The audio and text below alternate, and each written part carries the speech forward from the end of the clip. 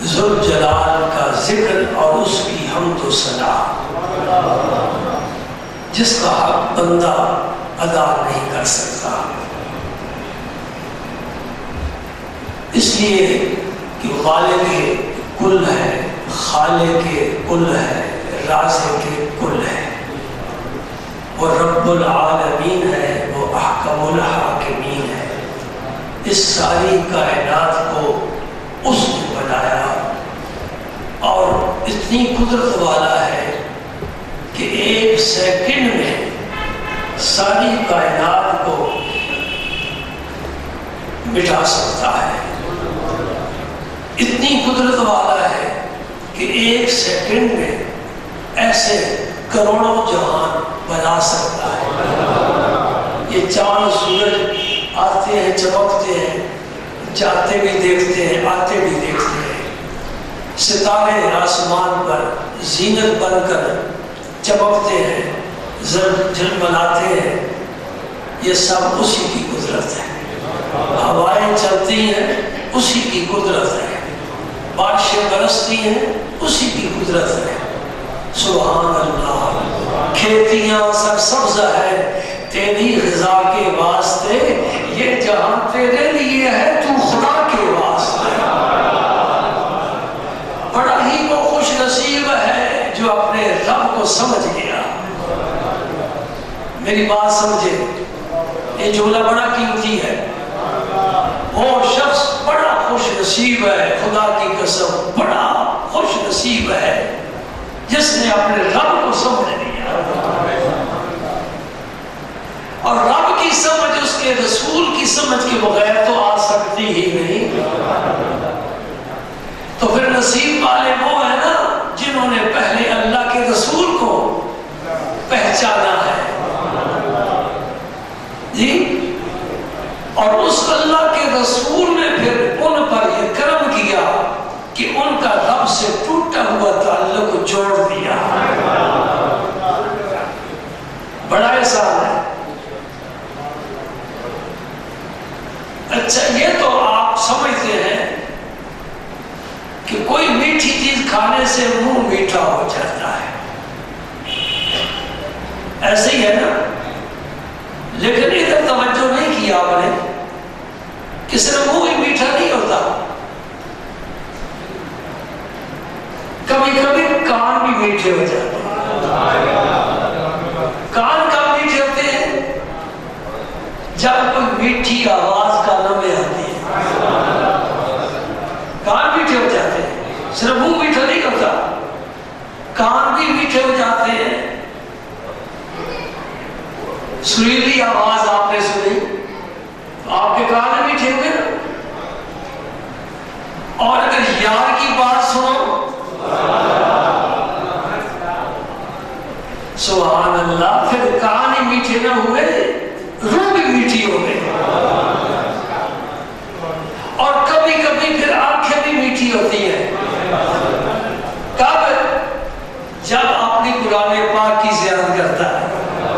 کب؟ جب آدمی کعبۃ اللہ کی زیارت کرتا ہے تو آنکھیں میٹھی ہو جاتی ہیں۔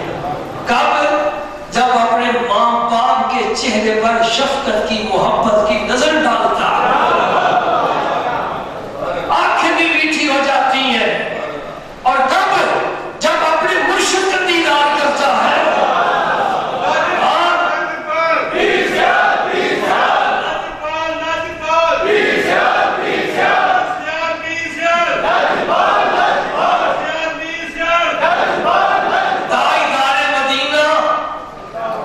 سرور سینہ کیا فرماتے ہیں؟ لا تمس النار مسلمن رانی، جس مسلمان نے یعنی کلمہ پڑھنے والے نے میرا رخ زیبا دیکھ لیا، اس پر دوزخ کی آگ حرام۔ کوئی میٹھی چیز دوزخ میں نہیں جائے گی، کڑوی چیزیں جائیں گی، میٹھی نہیں جائے گی، میٹھی سب جنت میں جائے گی۔ یہ کیوں دوزخ حرام ہو رہا ہے؟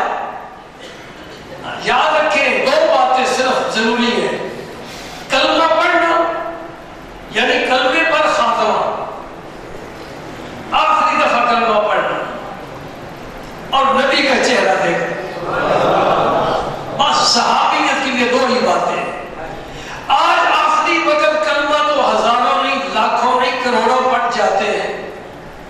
اللہ تعالیٰ ہر ایک کو توفیق عطا فرمائے. اسی آخری لمحے پر دار و مدار ہے. لیکن چونکہ یار کا چہرہ نہیں دیکھا، حضرت ویسے کرنی میں یہی کمی رہ گئی نا، تو صحابہ میں شامل نہ ہوئے. اور جس نے یار کا چہرہ تو دیکھا ہے، اگرچہ یار سمجھ کر نہیں دیکھا، لیکن کلمہ نصیب نہیں ہوا، یہ ابو جہل ہے. حضور کی زیارت کی ہے لیکن آخری وقت نہیں، دنیا پوری زندگی میں کلمہ نصیب نہیں ہوا، یہ بھی صحابی نہیں ہے. تو صحابی ہونے کے لیے دو شرطیں ہیں، ایک رخ یار دیکھنا اور دوسرا دنیا سے جاتے ہوئے کلمہ پڑھ کر جانا. لا تمسنان مسلمن رآنی، جس نے میرا رخ انور دیکھا، وہ کتاب دیکھی، قرآن پڑھنے والا قاری بنتا ہے اور وہ قرآن پڑھنے والا صحابی بنتا ہے. اور قاری، عالم، محدث، مفسر صحابی کو نہیں پڑھ سکتے، حتیٰ کہ ولی غوث قطب بھی نہیں پڑھ سکتے، غوث اعظم بھی نہیں پڑھ سکتے، جتنا صحابی کا مرتبہ ہے. بڑی شان ہے صحابہ کی. پوری امت کے غوث جمع کرو، ایک غوث نہیں ہوا. پوری امت کے غوث جمع کرو، قطب جمع کرو، ابدال جمع کرو، اوتاد جمع کرو، نقیب نجیب جمع کرو، شہید صالحین جمع کرو، عالم فاضل جمع کرو، حافظ قاری جمع کرو، شب زندہ دار جمع کرو، صدقہ و خیرات کرنے والے، حج عمرہ کرنے والے جمع کرو، ایک پردے میں رکھو. بلال حبشی کا ایک قدم ایک پردے میں رکھو. نہیں مقابلہ ہو سکتا. کیوں؟ عمل تو یہ بہت کر گئے، انہیں عمر زیادہ ملی، بچپن سے سجدے شروع کر دیے تھے، نمازیں، تلاوت قرآن پاک، ہر سال حج کرتے ہیں. بلال حبشی کو تو یہ چیزیں نہیں ملی. بلال حبشی تجھے کچھ ملا کہ نہیں ملا؟ کہتے ہیں مجھے دولت کونین مل گئی، رب کا یار مل گیا، اس کی رضا مل گئی، مجھے ایمان مل گیا، مجھے مصطفیٰ کا مؤذن ہونے کا شرف مل گیا، میں نبی کا خادم بن گیا. اللہ اللہ. قیامت کے دن جب سارے جنت کے دروازے کے باہر کھڑے ہوں گے، حضور کا انتظار کر رہے ہوں گے، انبیاء کرام، ساری امتیں، فیصلے ہو چکے، دوزخی دوزخ میں چلے گئے، جنتی جنت کی طرف جا رہے ہیں، نبی پاک کا انتظار ہو رہا ہے. کیوں؟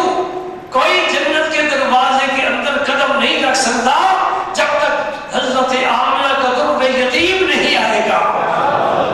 دروازہ جنت کا بند ہے، چابی رسول اللہ کے پاس ہے. جنت کا دروازہ یہ کھلوائیں گے، صحیح حدیثوں سے بات کر رہا ہوں. اور میرے آقا جب تشریف لائے گے، اونٹنی پر سوار حضور اونٹنی پر سوار ہوں گے. یہ اعزاز ہے، اکرام ہے رب ذوالجلال کی طرف سے.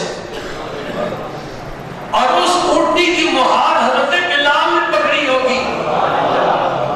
تو پھر ایک منظر دیکھو تو صحیح، مہار پکڑنے والا پہلے نہیں جاتا، جس نے مہار پکڑی ہے وہ اونٹنی سے پہلے جاتا ہے، لیکن بن کر غلام چلتا ہے. تو حضرت بلال کی ذرا شان دیکھنا. یہ نبی کریم کی مجلس کا ایک شخص ہے، ایک صحابی ہے، حضور کے خوابوں میں سے ایک خادم ہے، اصحاب صفہ میں سے ایک ہے، رسول اللہ کے دروازے پر بیٹھنے والوں میں سے ایک ہے. ان کے بھی سردار ہے، ان کے بھی سردار ہے. وہ عاشرہ مبشرہ ہے، عاشرہ مبشرہ سے بھی چنے ہوئے کچھ ہیں. وہ خلفائے راشدین ہیں، 4 خلیفے، ان میں سے بھی چنے ہوئے 2 ہیں جنہیں شیخین کہتے ہیں. پھر ان میں سے بھی فرسٹ آنے والا ابوبکر صدیق ہے. سبحان اللہ. تو بات تو یہ کر رہا تھا نا، جس نے رخ یار دیکھا اس کی آنکھیں میٹھی ہو گئی، جس نے یار کی بات سنی اس کے کان میٹھے ہو گئے، جس نے یار کی بات کی اس کی زبان میٹھی ہو گئی، اور جس کے اندر ہی یار آ گیا اس کا سارا جسم میٹھا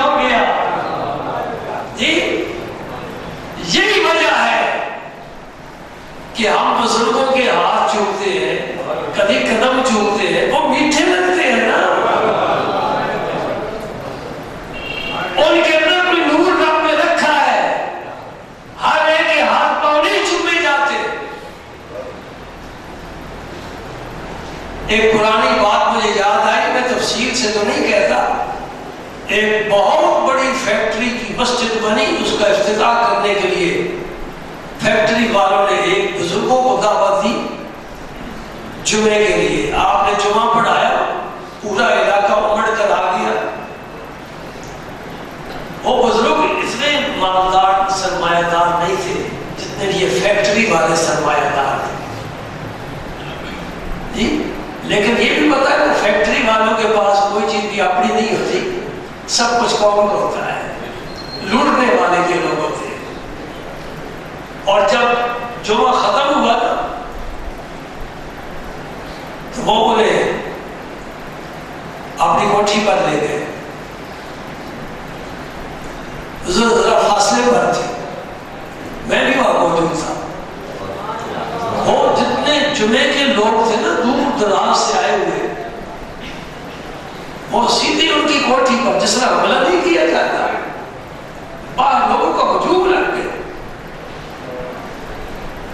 بزرگوں نے دیکھا کہ میرے ملاقات کے لیے ہے، آپ نے فرمایا باہر کرسی بچھا دو، میں ذرا بیٹھ جاؤں، سب سے ملاقات ہو جائے۔ آپ آج بیٹھ گئے، نام تو نہیں نہ لیتا، سبحان اللہ۔ وہ جو سرمایہ دار تھے، میں ان کے پاس بیٹھا، ایک مسکین درویش ان کے پاس بیٹھا، انہیں کون کیا پتا ہے کہ یہ ان بزرگوں کے ساتھ کیا تعلق رکھتا ہے۔ میرا بھائی مولوی ہے، میں تو پکا مولوی بھی نہیں ہوں۔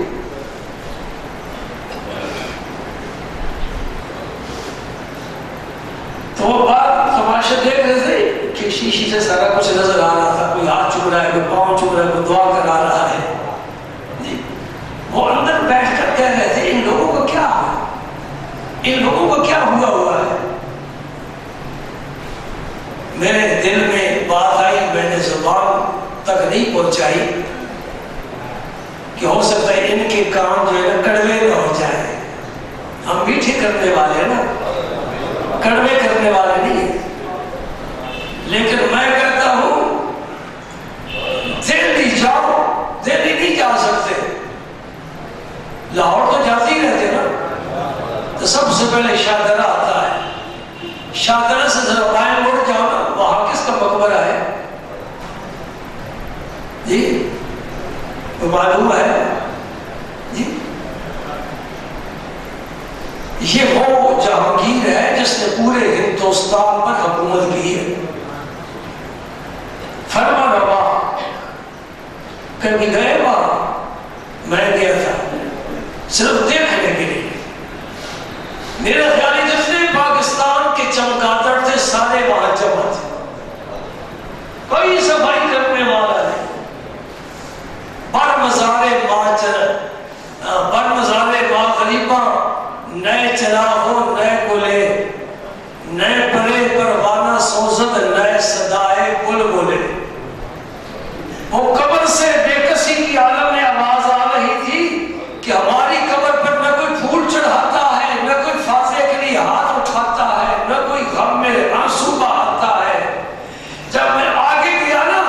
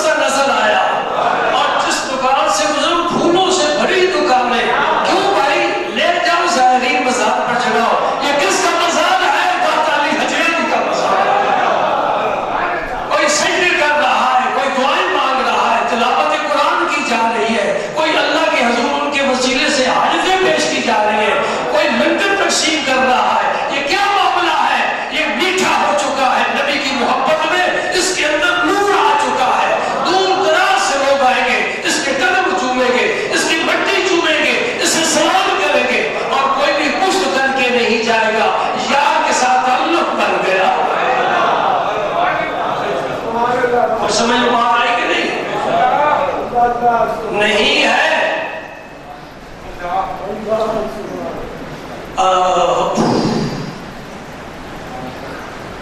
نہیں ہے فقر و سلطنت میں کچھ امتیاز ایسا. اللہ اقبال کہتے ہیں ایک ہے فقر غیور، ایک ہے سلطنت، تاج تخت خزانے تلواریں فوج لشکر رعایا محلات شان و شوکت تکبر غرور جھوٹی عزت فخر لباس شاہانہ کھانا شاہانہ زندگی شاہانہ. یہ ہے سلطنت. بوریا جس کا بچھونا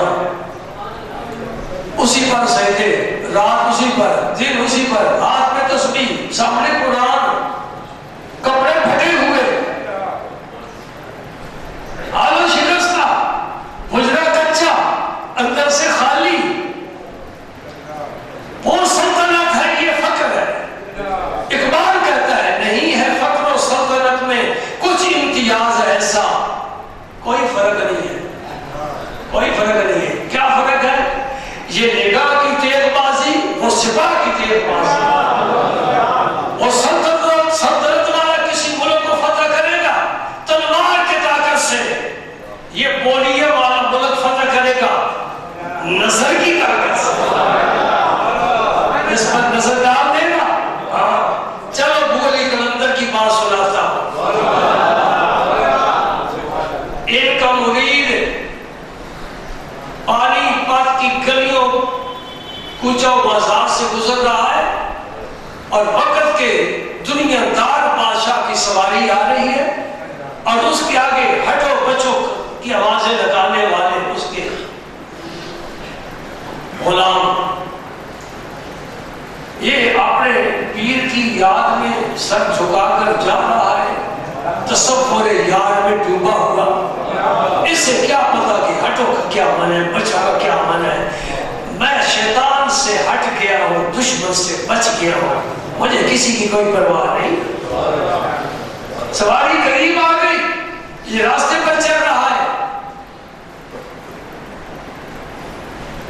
ایک نے آ کے اسے تازیہ نہ مارا تو یہ پتہ نہیں بادشاہ کی سواری ہے. ہٹ گیا، سیدھا گیا اپنے پیر و مرشد کی خدمت میں. ابو علی قلندر بیٹھے تھے، جا کر شکایت کی یار مجھے بادشاہ کے ملازم نے مارا ہے، بلاؤ منشی کو کاغذ قلم لائے، میں خط لکھتا ہوں. وہ بوری پر بیٹھنے والا تخت والے کی طرف خط لکھ رہا ہے. کیا طاقت ہے؟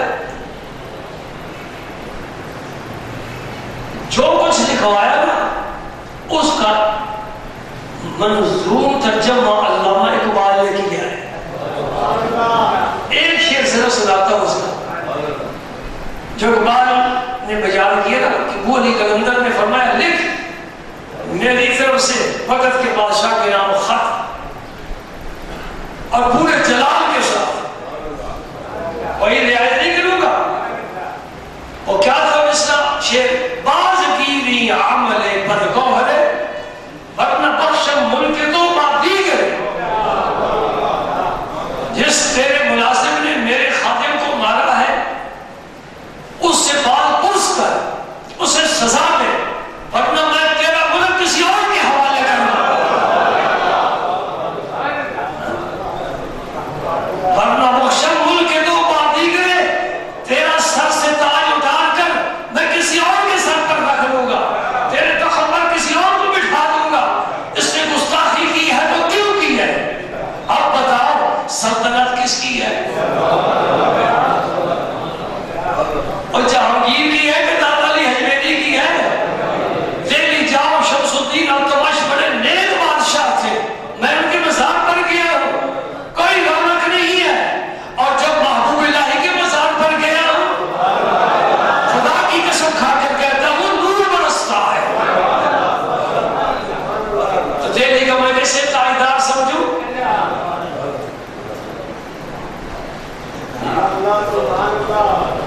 ایک انگریز بھی لکھے اپنی کتاب میں حضور خواجہ غریب نواز کے متعلق. انگریز لکھتا ہے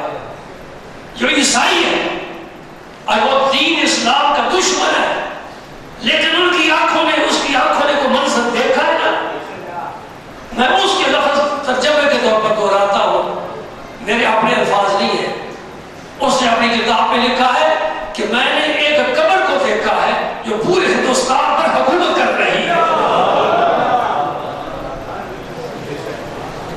اجمیر کے ہندو دکاندار صبح آ کر سلام پیش کرتے خواجہ غریب نواز کی خدمت میں اور اپنی دکان کی چابی چوکھٹ پر رکھ دیتے ہیں، پھر جا کر دکان کھولتے ہیں۔ ان سے پوچھو ایسا کیوں کرتے ہو؟ کہتے ہیں ہماری دکانداری اس کے بغیر چلتی ہی نہیں ہے۔ سبحان اللہ۔ یہ ایک الگ موضوع ہے۔ بات تو میں یہ کر رہا تھا کہ جب آنکھیں کوئی خوبصورت منظر دیکھتی ہیں تو آنکھیں میٹھی ہو جاتی ہیں، جب زبان یار کا ذکر کرتا ہے زبان میٹھی ہو جاتی ہے، جب کانوں میں پیاری سنیدی آواز آتی ہے تو کان میٹھے ہو جاتے ہیں، اور جب وہ سارا ہی یار اندر آ جائے تو سارا وجود میٹھا ہو جاتا ہے۔ تو یہ مجلس بھی اس لیے منعقد ہوتی ہے کہ میں حدیث پڑھوں، میری زبان میٹھی ہو جائے، تم سنو، تمہارے کان میٹھے ہو جائے۔ اور اکثر میری جمعے کی تقریر تمہید میں ہی وقت پورا کر جاتی ہے۔ آج ایک حدیث پاک بیان کرتا ہوں، وہ تو سماعت فرمائیں تو انشاءاللہ آپ کے کان ہی میٹھے نہیں ہو گئے، روح بھی میٹھی ہو جائے گا۔ وعن کعبہ رضی اللہ تعالی عنہ قال دخل علی رسول اللہ صلی اللہ علیہ وسلم فشارب من فی کربۃ معلقۃ قائما فقمت الى فيها فقطعته رواه الترمذي وابن ماجه وقال الترمذي هذا حديث حسن غريب صحيح۔ امام ترمذی کے پاس اس حدیث کی 3 سندیں ہیں، ایک سند کے ساتھ حسن ہے، ایک کے ساتھ غریب ہے، ایک کے ساتھ صحیح ہے۔ حدیث پاک کیا ہے؟ حضرت کعبہ شاہ صحابی ہے، کعبہ شاہ چھوٹے کعب کے ساتھ کعبہ شاہ رضی اللہ تعالی عنہ، یہ حضرت حسان بن ثابت کی ہمشیرہ ہے۔ الحمدللہ ہمیں استاذوں نے یہاں تک پتے بتائے ہیں، آج تو یہاں ہمارے معاشرے میں حقیقی بہن کو بھی کوئی پہچانتا نہیں ہے، ہم غلام ہیں، نبی کے صحابہ کے رشتوں کو بھی سمجھتے ہیں۔ حضرت حسان بن ثابت جو گلستان اسلام کا پیارا بلبل، جی جب نعت شریف سرکار سننا چاہتے تو اپنے ممبر پر کھڑا فرماتے ہیں، جس ممبر پر حضور کی موجودگی میں صدیق اکبر کو قدم رکھنے کی جرات نہیں ہوئی، اس ممبر پر حسان بن ثابت کھڑے ہو جاتے ہیں، اور پتہ کیا کہتے ہیں؟ سبحان اللہ،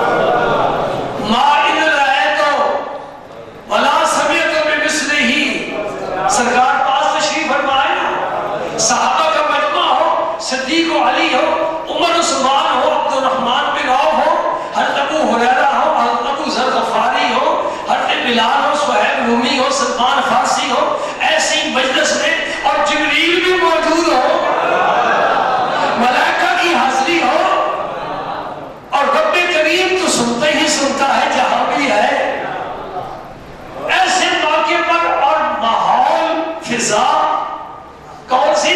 مسجد نبی شریف کی، مسجد نبی شریف مدینہ پاک میں، جہاں کی حاضری ہر مومن کے دل کی مراد ہے، ترستا ہے ایک دفعہ حاضر ہو جاؤں، وہاں اس ممبر پر کھڑے ہو کر حضرت حسان کیا عرض کرتے ہیں؟ ما ان رأیتو ولا سمعتو بمثلہ فی الناس کلہم بمثل محمدی صلی اللہ علیہ وسلم۔ میں نے بڑے بڑے حسین چہرے دیکھے، بڑے بڑے لوگ سر قدامت دیکھے، بڑے بڑے سربراہ دیکھے مملکتوں کے، لیکن سنے بھی ہے کہ ان کے بارے، لیکن پیارے آقا نہ کوئی تیرے جیسا دیکھا ہے، نہ کوئی تیرے جیسا سنا ہے۔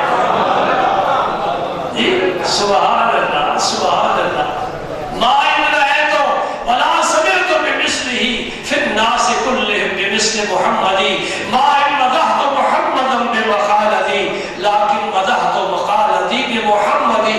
میں جو بات کر رہا ہوں نا، اس سے میں حضور کی تعریف نہیں کر سکتا، یہ حضرت حسان کے شعر کا معنی ہے، میں جو کچھ بھی کہوں گا وہ حضور کی تعریف نہیں کر سکتا، شیخ سعدی صاحب نے بھی کہا ہے نا، نہ دانم قدامی سخن گوئے مرد کہ بالا تری زاج من گوئے مرد، یا سنا مجھے کوئی سمجھ میں نہیں آتا میں آپ کی شان میں کیا کہوں، جو کچھ بھی کہوں گا آپ کی ذات اس سے زیادہ اونچی ہے۔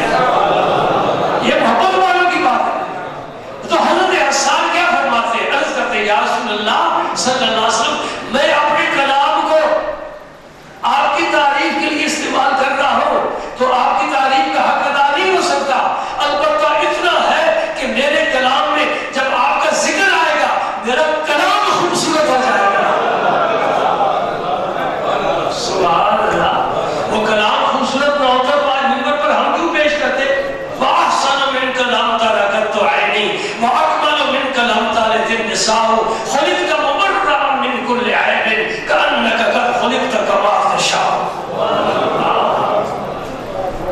ایک وہ نعت شریف جو بڑی مشہور ہے اور وہی ظفر قاسمی نے پڑھ کر حق ادا کیا ہے بہت خوبصورت لہجے میں، اس کا مطلب کیا ہے؟ الصبح بدا من طلعتی، یہ ہے طلع، الصبح بدا، لوگوں کی صبح ادھر سے پھوٹتی ہے، عاشقوں کی صبح رخ گرام سے پھوٹتی ہے۔ الصبح بدا من طلعتی واللیل دجا من ظفرتی، یہ جو بال لمبے ہو جائے نا، لمبے ہوں بھی سیاہ اور گلزیالے ہو، پھر ان سے خوشبو ٹپکتی ہو اور اس کے ہر پیچ خم میں امتیوں کے دل لپٹے ہوئے ہو۔ سبحان اللہ، ذرا تصور تو کر، وہی بوئے مبارک، وہی زلفیں جن میں شانہ کنگھی حضرت عائشہ صدیقہ کیا کرتی تھی، تیل عائشہ صدیقہ لگایا کرتی تھی۔ سبحان اللہ، سبحان اللہ۔ تو کیا فرماتے ہیں؟ اور مکتبی ملاحظہ کر لو، بڑا پیارا ہے۔ مکتب کہتے ہیں آخری شعر، مطلب پہلا شعر بھی سنا دیا، آخری شعر بھی ضرور۔ عرض کرتے ہیں فَمُحَمَّدُنَا هُوَ سَيِّدُنَا، بھائی اس اضافہ پر ذرا توجہ کرو نا، فَمُحَمَّدُنَا اس کا کیا معنی ہے؟ ہمارے محمد، سبحان اللہ، فَمُحَمَّدُنَا بس یہ ہمارے محمد ہیں، هُوَ سَيِّدُنَا یہ ہمارے سردار ہیں۔ نہیں، بات کو ذرا سمجھنے کی کوشش کریں۔ حضرت حسان کیا کہتے ہیں؟ ہمارے محمد، میں کہتا ہوں میرے محمد، تم کہو ہمارے محمد۔ صدیق اکبر کیا کہتے ہیں؟ ہمارے محمد۔ حضرت سے آواز عائشہ صدیقہ کی آتی ہے ہمارے محمد۔ جبریل آتا ہے کہتے ہیں ہمارے محمد۔ مخلوق کہتی ہے ہمارے محمد۔ چاند ٹکڑے ہو کر کہتے ہیں ہمارے محمد۔ سورج ڈوب کر واپس آتا ہے کہتے ہیں ہمارے محمد۔ کلمہ پڑھتی ہے کنکریاں کہتی ہیں ہمارے محمد۔ تخت دوڑ کر آتے ہیں ہمارے محمد، اور عرش والا کہتے ہیں ہمارے محمد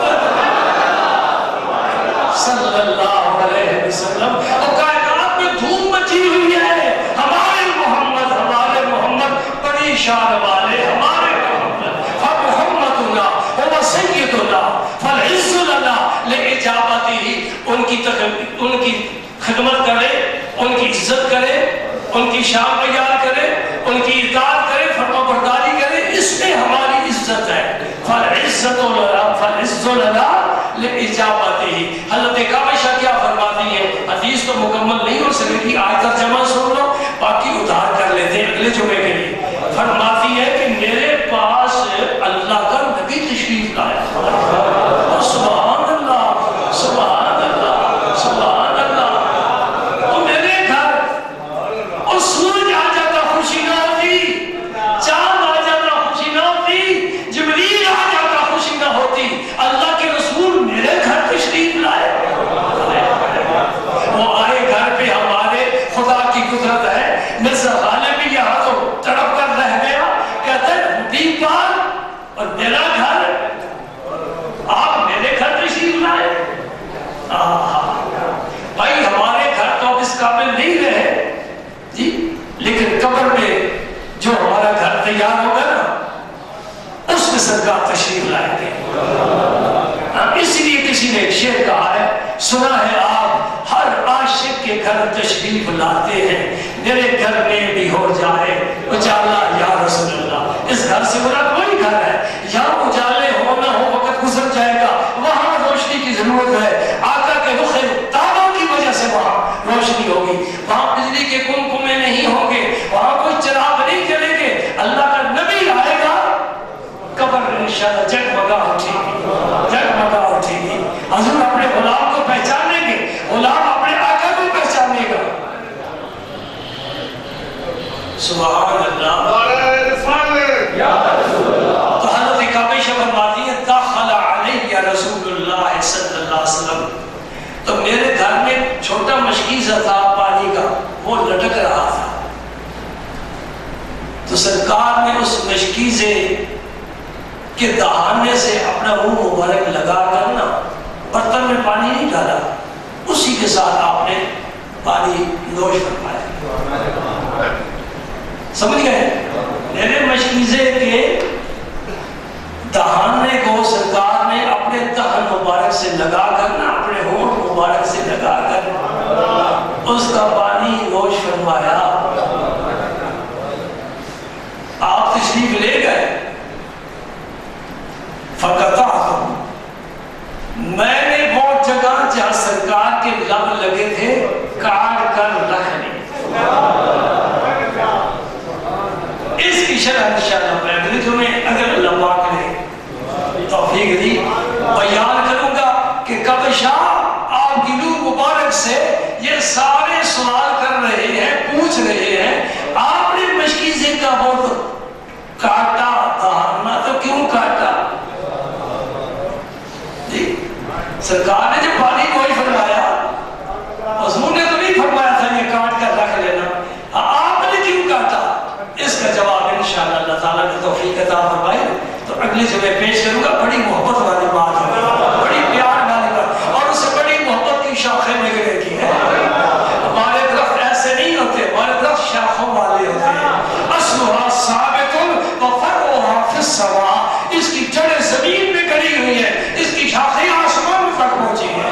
رب کا قرآن کہتا ہے نا اصلها ثابت وفرعها فی السماء تؤتی اکلها کل حین, اور ہر درخت ہر وقت پھل نہیں دیتا. کنوں کے درخت سال کے بعد, آم سال کے بعد, لیکن یہ درخت جو ہے نا یہ ہر لمحہ پھل دیتا ہے, ہر لمحہ پھل دیتا ہے.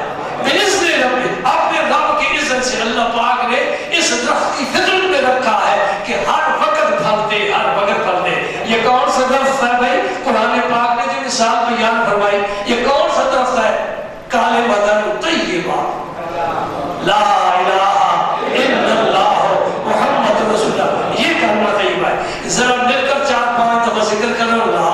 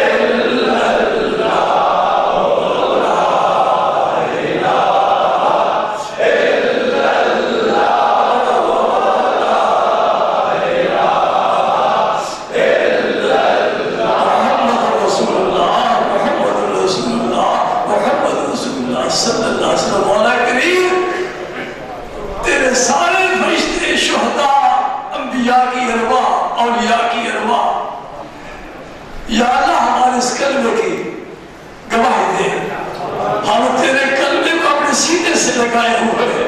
اس میرے کلمے کو ہم نے دل میں بسا رکھا ہے. مولا کریم اس کی حفاظت فرمانا, اس سے سلامت رکھنا.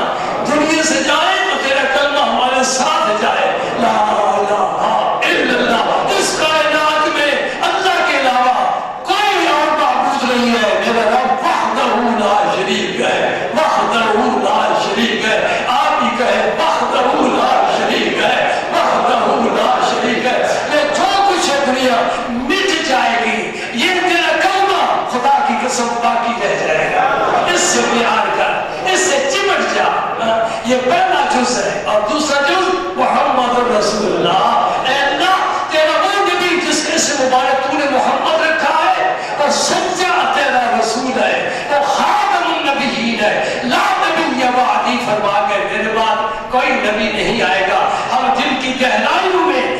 یقین رکھتے ہیں کہ تیرے بغیر کوئی معبود نہیں ہے اور تیرے نبی محمد مصطفیٰ جیسا کوئی رسول نہیں. آج صبح میں نے ویسی تفسیر کھولی,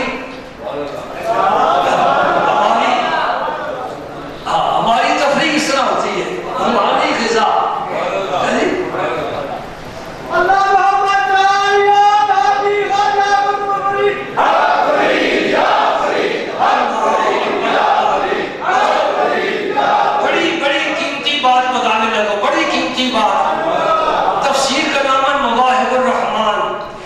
تفسیر لکھنے والے 30 جلدوں میں ہیں, 30 جلدوں میں, 30 والے اور معاشرہ اتنی تفسیر. آپ ٹی وی دیکھ کر خوش ہو جاتے ہیں, ہم قرآن پڑھ کر خوش ہیں. آپ بھی سوچ رہے ہیں بدل لو میرے دوستوں, بدل لو, زندگی کا انداز بدل لو. یہ اچھا انداز نہیں ہے. یہ یورپ والوں کا, انڈیا والوں کا, جاپان والوں کا, چائنا والوں کا, پھر کوئی فرق تو نہ رہا. ہم بھی وہی, وہ بھی وہی, کیا فرق رہا؟ زندگی کا انداز بدل دو. نبی کے یاروں کو دیکھو, ان کے گھر کیسے تھے, رسول پاک کے ازواج مطہرات گھروں میں کیا کیا کرتی تھی, کس طرح نبی پاک کا انتظار کرتی تھی, کس طرح سجدوں پر سجدے دیا کرتی, کس طرح قرآن کی تلاوت کیا کرتی, کس طرح خدمت کیا کرتی تھی. کام کرنے والے کرو, یہ چھوڑ دو یہ فضولیات, یہ وقت ضائع کرنا قیامت کے دن وبال ہے. ہم افسوس کریں گے, لیکن فیصلہ تیرا تیرے ہاتھوں میں ہے. جو چاہو کرو, آزاد قوم ہے. اور میں سمجھتا ہوں یہ جو لائٹ چلی جاتی ہے یہ تم پر احسان ہے رب کا. لائٹ چلی جاتی ہے تجھ پر رب کا احسان ہو گیا کہ اتنا وقت, اتنی دیر تک لائٹ نہیں آئے گی, تو ٹی وی سے محفوظ ہو گیا, بچ گیا. اب مصلی بچھا کے کم از کم سجدہ لے لے. اب ہندو دے پاک پڑھ لے, وہ بیٹی کوئی گندی تو لگا لینا. خبریں سننے میں کوئی حرج نہیں ہے, ملکی حالات سے واقف ہونا کوئی برا نہیں. لیکن یہ ڈانس دیکھ رہے, ننگی فلمیں دیکھ رہے, جی گانے سن رہے, اللہ اکبر, مومن کی شان نہیں ہے, مومن کی شان نہیں ہے. دوستوں میں آپ سے عرض کرنا چاہتا ہوں, ان آنکھوں نے خدا کی قسم کھا کر کہتا ہوں گن نہیں سکتا جتنے اولیاء کرام کی زیارت کی ہے. ان ہاتھوں نے گن نہیں سکتا, رب ذوالجلال کی قسم, پتہ نہیں کتنے ولیوں کے ہاتھ میں دیا ہے, اور بتا نہیں سکتا اللہ کے کس کس ولی نے کرم فرمایا, شفقت فرمائی, سینے سے لگایا. اور دیکھا, مجھے دیکھا اللہ کے ولیوں نے, ان کی نظر پڑ جائے کتے پر تو ولی کیوں نہ ہو جائے. اس لیے میں پورے وثوق سے آپ کو بات کہہ رہا ہوں. اب میں گجرات میں نہیں اٹھا, میرے خاندانی پس منظر ہے. 100 سال سے میرے بزرگ الحمدللہ ان کا تعلق اپنے شیخ کے ذریعے اپنے رب کریم کے ساتھ ہے. 100 سال کی تاریخ معمولی تاریخ نہیں ہے. علم ہے, حکمت ہے, دانائی ہے, فراست ہے, صداقت ہے, امانت ہے, اللہ کے فضل سے عبادت ہے, شرم و حیا ہے. اپنے آقا نے بہت کچھ کرم فرمایا, بہت کچھ کرم فرمایا. یہ آپ کے شہر میں ایسے پھرتے ہیں نا جو یہی صاحبزادے بنتے ہیں, ان کا ماضی کچھ نہیں ہے. میں کسی خاص کا نام لے کر نہیں بات کر رہا, میں اس لیے یہ آپ کو یقین دلانا چاہتا ہوں کہ جو بات کر رہا ہوں وہ آپ کے ساتھ خلوص پر مبنی بات کر رہا ہوں. زندگی کا انداز بدل دو, یہ کوئی انداز نہیں ہے, یہ ان بیماروں کے ساتھ ملتا جلتا ہے. کہیں قیامت کے دن اللہ تعالیٰ یہ فیصلہ نہ فرما دے ان کو انہی کے ساتھ شامل کرو. فرق ہے. جو میں تفسیر کی بات کر رہا تھا نا, تو آج میں نے اچانک تفسیر کھولی, ایک جگہ آ گئی, مطالعہ کیا, روح خوش ہو گئی. دل بڑا پیارا گزرا, بہت پیارا. یہ علماء دیوبند میں سے ایک عالم ہے, وہ تفسیر لکھ رہے ہیں. ہماری باتیں تو ہوتی ہیں نا, ادھر سے آواز آئے نا, پھر بڑی پیاری لگتی ہے نا. اس نے کیا لکھا ہے,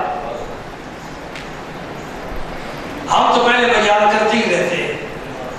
تفسیر مواہب الرحمان میں ایک سطر صرف, اس میں لکھتے ہیں کہ اللہ وحدہ لا شریک ہے, کائنات میں کوئی اس جیسا نہیں ہے,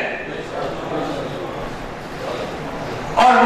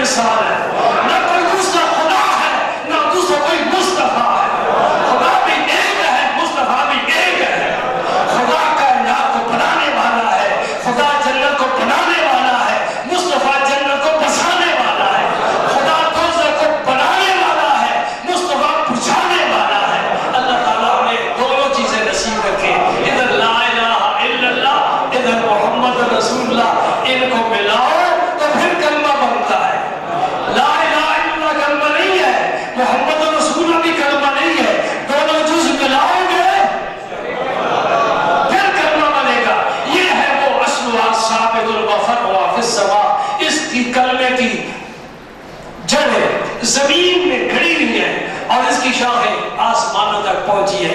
मौला करीम हमें इसी कलमे पर साबित रखना। कब्र में जब हमसे सवाल हो हमें तौफीक अता